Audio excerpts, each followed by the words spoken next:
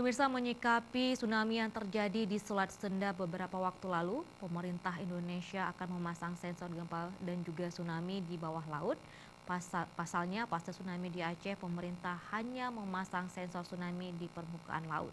Dan hal ini dilakukan untuk menyikapi lambatnya informasi dari yang diperoleh BMKG terkait gempa dan tsunami yang terjadi di Sulawesi Tengah dan Selat Sunda. Diungkapkan Kepala BMKG Pusat Dwi Korita Karnawati, pasca tsunami di Sulawesi Tengah dan Selat Sunda, pemerintah Indonesia berencana dalam 1 atau 2 tahun ke depan akan memasang sensor gempa dan tsunami di bawah laut. Hal ini mengkaji kejadian tsunami di Selat Sunda tanpa getaran gempa yang dirasakan masyarakat yang berada di daerah terdampak tsunami Selat Sunda tersebut. Sehingga pemerintah memandang perlunya dipasang alat pendeteksian dini gempa dan tsunami di bawah laut.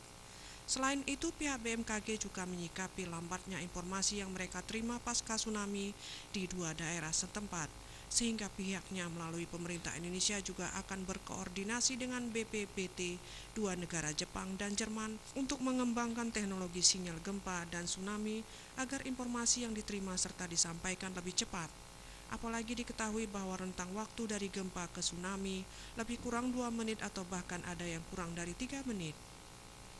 Saat ini kami sedang berproses dengan Kementerian Keuangan, dengan Menko Maritim, Menko PMK untuk segera mengembangkan sistem peringatan dini baik gempa, jadi sistem informasi gempa bumi dan peringatan dini tsunami yang akan terpasang melalui jaringan di bawah laut.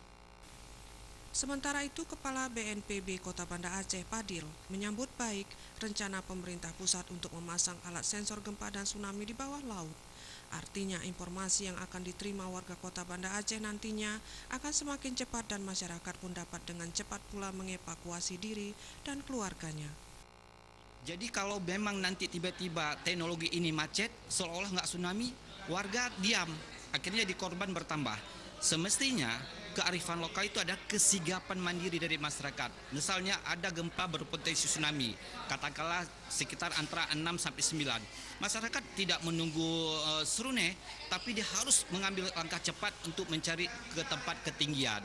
Dan ini yang harus kita sampaikan kepada masyarakat. Tim Liputan Aceh TV.